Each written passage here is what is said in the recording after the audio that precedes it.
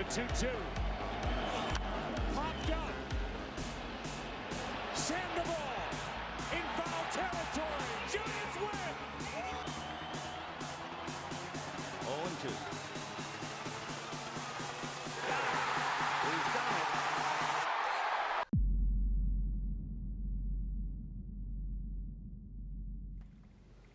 Alright guys, welcome to the Rivalry Sports Talk. I'm Alec, this is Frank, and we got a new set for you guys. We got the Dodger Blue Blanket, which I'm not a fan of.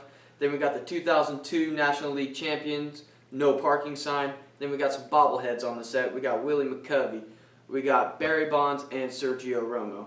And today, it's also Jersey Day. Represent your teams.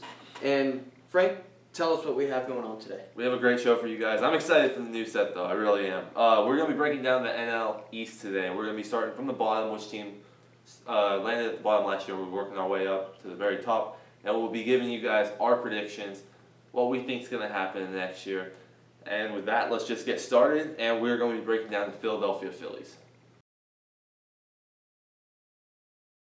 Alright, the Philadelphia Phillies ending the season with a 63-99 record.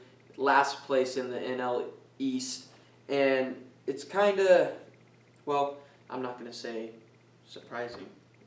No, I mean, they're rebuilding. Yeah. I mean, with the trading of Cole Hamels right at the end of last year's trade deadline, they're stacking prospects. And they even traded Ken Giles this year. They got 4 top prospects from the Astros. So, yes. I mean, they're just acquiring prospects like no other. They also got a pitcher from the Diamondbacks, Jeremy Hellickson, 1-year deal, $8 million, and they gave up a minor league pitcher, Sam McWilliams. And so I think that's a good addition for the Phillies. They really need to pick up on their pitching, and Hellickson, he's going to help them out. Yeah, and if he pitches well enough, I'm sure that if they don't see him in their future, they're going to flip him at the next trade deadline if he pitches well enough the first half of the season. Yeah. So Phillies, I mean, they're rebuilding, but we don't expect much from them this year. No. But, I mean, that's just the process. The Astros went through it, and look how good they've turned out. Yeah. So, I mean, and with that, I guess we move on to the Atlanta Braves.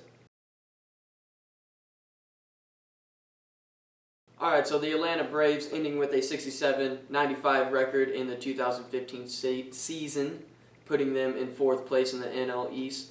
And they struggled a lot. It was their first season without their big name, Jason Hayward. Yeah, and I mean, they did have Shelby Miller, but they couldn't provide run support for that guy. He pitched well. He had low 3 in ERA. But, I mean, they're also, just like the Phillies, they're rebuilding, and they're acquiring prospects. They traded away Simmons to the Angels and got prospects for him. And the big thing is that they traded away Shelby Miller to the Diamondbacks, and they got Enciarte, Aaron Blair, and the big one, Dansby Swanson. And if you think about it, you traded away Jason Hayward last year, 1 year of Jason Hayward for Shelby Miller, and then you go and trade Shelby Miller for those three guys. Those 3 guys equal the 1 year of Jason Hayward. That's a great move by the Braves right there. Yes, and I agree. I like the moves they made, but they also lose Andrelton Simmons. They lost Simba. One of the best defensive shortstops in the game. They got what they wanted for him, and he's not going to fit into their immediate future, so why not just stack up now? Exactly. But yeah, otherwise I think great. Braves, they're not going to expect much from them this year, but so far great offseason. I'm not expecting much either, but now that we just talked about the Braves, we're going to move on to the Miami Marlins. All right, so the Miami Marlins finished with a 71-91 record, 3rd place in the East last year. They did not live up to their hype whatsoever. They were projected possibly make a run at their division. Health was a big issue. I mean, Stanton obviously hurt mid-season, out for the rest of the season. So, new manager now, Mattingly's there. What do you think they're going to do this year? It's always questionable with them. They need to stay healthy. Jose Fernandez is their ace. He needs to be on the mound every 5 days. And Stanton needs to just keep doing what he's doing, hitting bombs. Yeah. And D. Gordon was a great addition for him last year. One of the best second basemen in the MLB last year. and he's going to have another great season, I think. And the addition of Barry Bonds as a hitting coach is really going to help them out. Yeah, I think he's going to help out. I think he's going to help out everybody, especially Christian Yelich. I want to say left field. I could be wrong on that. Yeah. But he's going to help out that whole lineup really well. And, I mean, we'll see. Bonds, I think, will be a great asset to them. I'm just curious to see how Mattingly's going to do. I mean, he did decent with the Dodgers. He's not going to have a star-studded lineup as much as the Dodgers. So I'm curious to see how he does in a new environment. We're in for a treat with the Miami Marlins. Oh yeah. They're the mystery team in my opinion this year. So with the Miami Marlins, we move on to the Washington Nationals. All right, so the Washington Nationals finishing 83-79, second place in that division last year. It just seems like they can never live up to the hype. Never. They can never do it, and with the addition of Max Scherzer last year, I thought surely that rotation was going to be great. But, I mean, something is always wrong with the Nationals at the end of the season. I mean, Harper with the whole Papelbon thing last year. Let's get ready to rumble!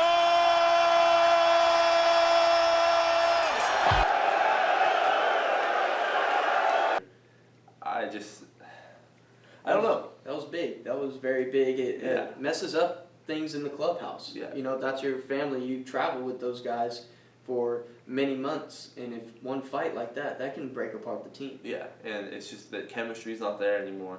But new manager, Dusty Baker, your boy. Dusty Baker, former Giant manager. Then he went to the Reds, but I think he can really help the Nationals. I think he will make a few adjustments, and he's really going to help them out. Yeah, I think so too. I think it helped that they traded Storin also. Yeah, and got Ben Revere. Yeah, because Papelbon is truly now their closer. There's nobody that's going to be able to challenge him. So, but yeah, I mean, Ben Revere is going to fit out well in the outfield. I think it's going to do well. I think the Nationals are going to have a pretty good season. Will they be able to catch the Mets? I'm not sure. It's going to be a race. It's going to be a race. This is going to be one of the more exciting divisions this year. They just can't fall apart at the end of the season like they tend to do every single year. And speaking of the Mets, we move on to the New York Mets. All right, so the New York Mets ending the season with a 90-72 record. We all know they went to the World Series, and the last time they actually won the National League pennant was in 2000. So 15 years they haven't won it, and the last time they won their division was in 2006. So that's a big step for them, winning their division and going to the World Series. No, it's crazy. And the Mets, I mean, everybody talks about their pitching. I mean, DeGrom, Harvey, Syndergaard. It just goes on and on. And on. And I mean, with the new little prospect coming up, Steven Matz, he showed he could hit a little bit last year with a homer, and then they signed Bartolo back. Yeah. So I think they're going to do well. Plus, they got a new middle infield. Neil Walker coming over from the Pirates, and Adrubal Cabrera also. So I think with the veteran leadership of David Wright, they do lose Daniel Murphy, but I think that new middle infield will balance that out. Yeah. I've always been a fan of Neil Walker. I really think he'll do good in New York. And then they also got Cespedes back. Yeah, and that's a big one. That is the big one. They need another bat to solidify that lineup. Mm-hmm. So, but yeah, no, I think the Mets gonna have a great season this year. They're gonna ride that pitching as long as they can. A bunch of flamethrowers. Like we said, it's a toss-up between them and the Washington Nationals. Yeah, it's going to be close. It's going to be interesting to watch also. Great division to watch this season. All right, guys. Frank and I just broke down the NL East for you, and now we move on to a segment that we really, really like, and it's prediction time!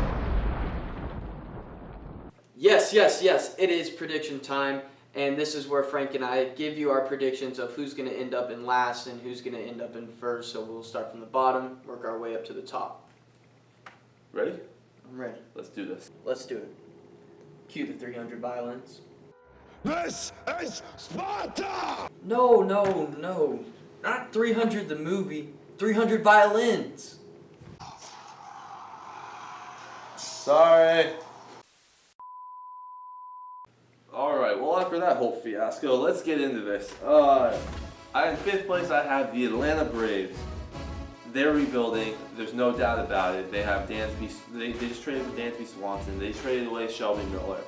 I mean, no doubt in my mind that the Braves 2018, 2019 going to be fantastic, but this year, just it's not going to be there. Rebuilding is such a hard word for fans to digest, but that's where I have the Braves. In fourth place, another rebuilding team, Philadelphia Phillies. There's going to be a little magic there. I think this division is going to be a lot tighter than most expect, but I think the Phillies might be able to make it like a little push maybe against the Marlins or something, but we'll see. But also in third place, I do have the Miami Marlins.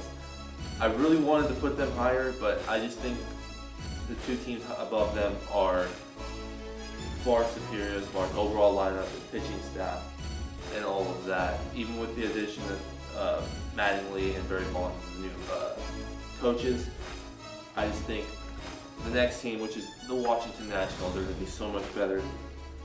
Nationals getting Daniel Murphy, Scherzer, Strasburg, their pitching staff, not having Story, not having hopefully the chemistry in the clubhouse, and of course one of the best players in the league, and Bryce Harper, going to do fantastic this year. And then at the very top spot, I have former NL champions, the New York Mets. I just don't see them being able to not pitch their way to their division. I just think it's going to be fantastic to watch this team go for it again and possibly win the World Series. Alright, so me and Frank, we kind of have the same predictions. I also have the Atlanta Braves in 5th place. Like we said, it's a rebuilding team, and losing Jason Hayward last year and now Andrelton Simmons, I really don't think they have the hitting or the pitching that's going to help them out to be in a higher spot in their division. So in 4th place, I have the Philadelphia Phillies, and another rebuilding team, like we said, and they did get Hellickson, but really that's not. They need more help than getting Hellickson. And but Franco, the rookie last year, he did great for the Phillies. He's the future of the Phillies. Ryan Howard and Carlos Ruiz are really going to pick him up, and maybe they might have a better year. So then in 3rd place, I have the Miami Marlins. The addition of Barry Bonds, that's really going to help their hitting. Don Mattingly can help out. And the Marlins, they're just a team that I want to see do good, but the next two teams are just very hard to beat with the pitching and everything else. So in the 2 spot, I have the New York Mets. The pitching's there, the hitting's there, but I really do like them. I just don't see them in 1st place this year. I see a collapse somewhere in the middle of the season or later on in the season.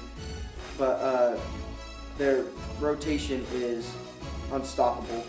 And then in 1st place, I have the Washington Nationals. I'm a big Bryce Harper fan.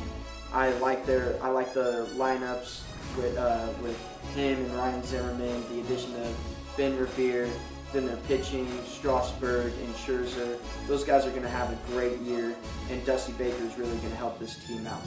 So that's my prediction for the NL East. Alright guys, and that is going to do it for us today. Today we broke down the NL East for you guys, gave you guys our predictions, and we got a new set, as you can tell. I love this thing. We're going to be growing to it. I promise we will get Dodger bobbleheads soon. Nerd's going to find his blanket. If not, you're get rid of this one. If not, he's going to go buy a new one just to get rid of this one. But no, guys, if you enjoyed the video, drop a like, share it, and then tell us what you guys think. Drop a comment down below. Other than that, guys, thank you for watching. And as always, respect the rivalry, and we'll talk to you guys later.